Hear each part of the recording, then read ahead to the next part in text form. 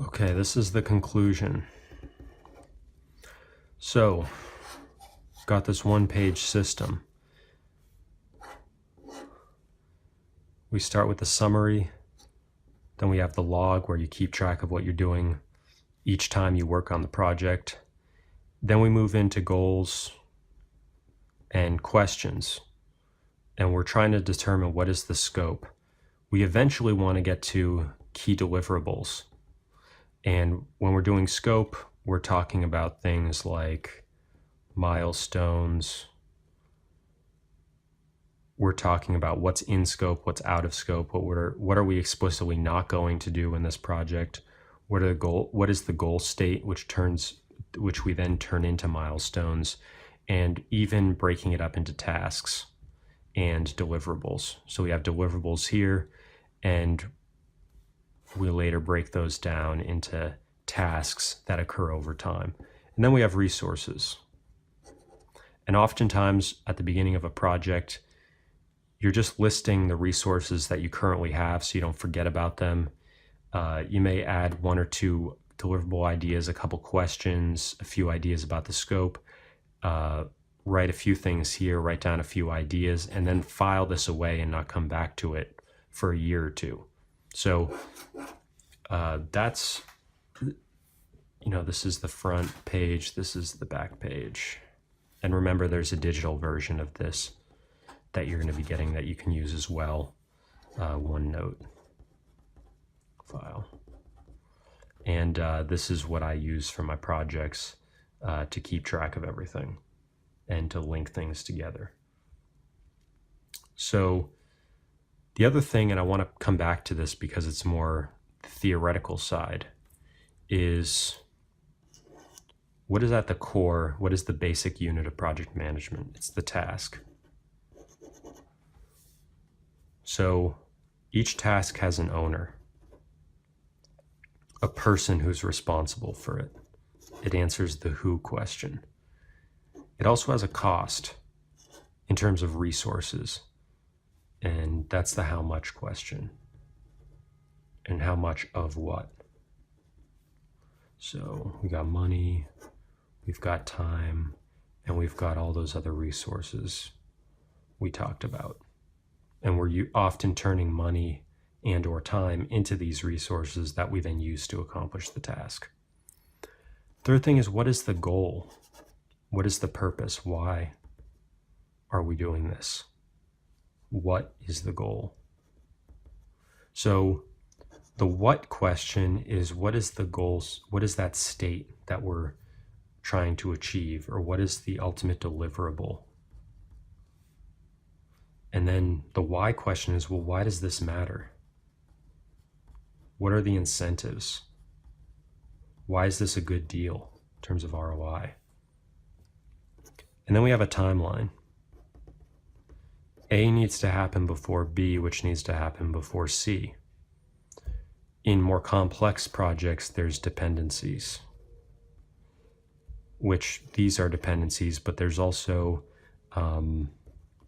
parallel tracks where team 1 is working on this while team 2 is working on this. And then they both have to meet here before team C can work on this. So team C can't start until team A and team B are done.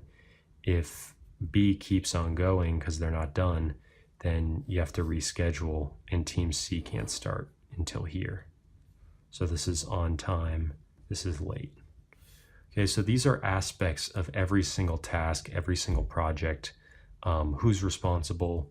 What is the cost? What are the resources involved? Why are we doing this? What's the ultimate goal? Why is it a good ROI? And then what is the timeline? What is this process going to look like? And are there dependencies? Are there parallel tracks?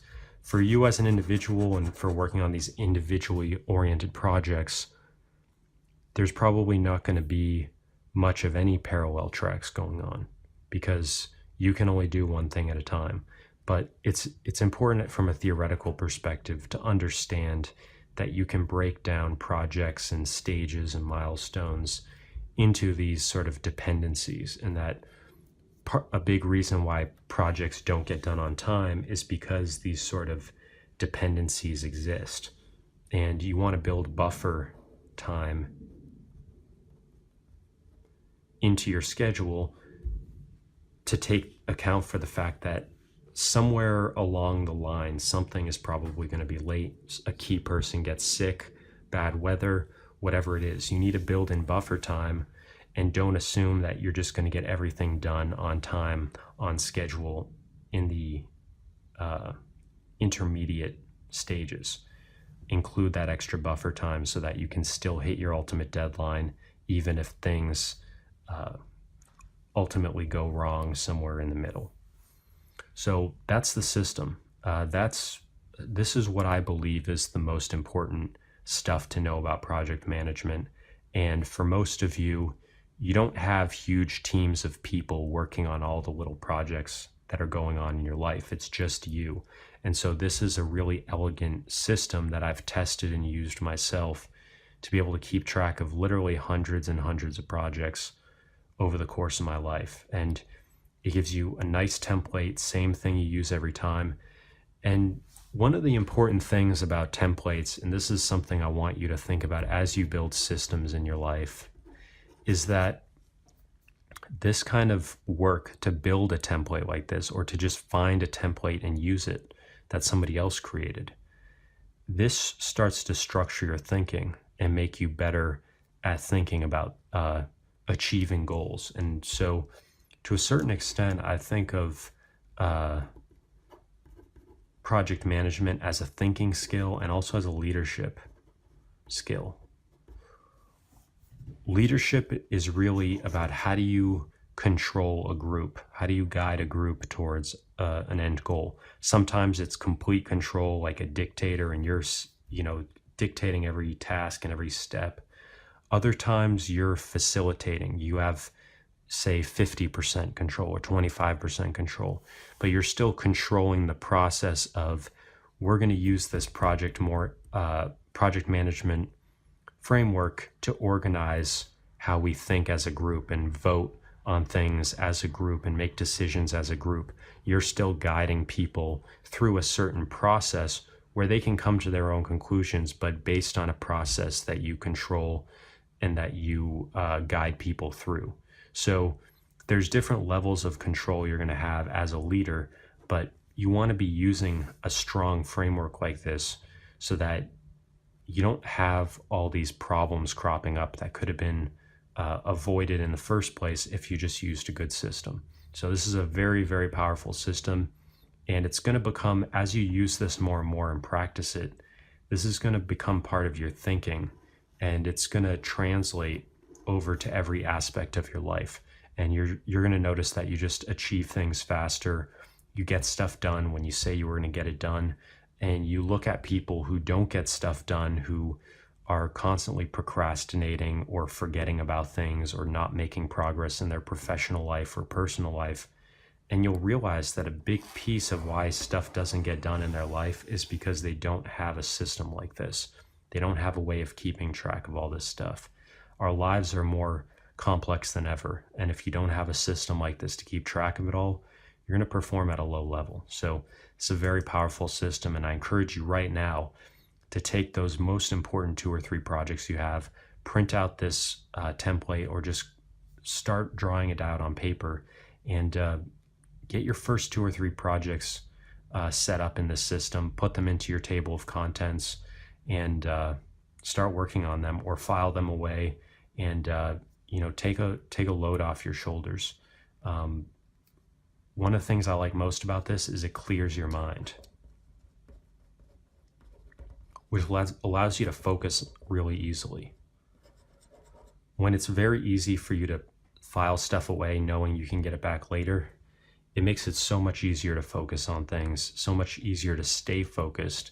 And the reason why is because you don't have other things competing for your attention in the same way. You're not trying to hang on to things in your short-term memory by repeating them to yourself over and over and over again. You've put it down on paper or in the computer. It's in a safe space. You can come back to it later. You know it's going to be there. You know how to find it. You don't have to worry about it, stress out about it anymore. So this, peace of mind and clarity, ability to focus, calmness, no stress, that's a key psychological, emotional benefit of having this. And you would never think of that when you think of project management, but when you implement it in your life, that's ultimately one of the best results you get out of it. In addition to all the things you can easily measure, like making more money, being more efficient, getting stuff done on time, stuff like that.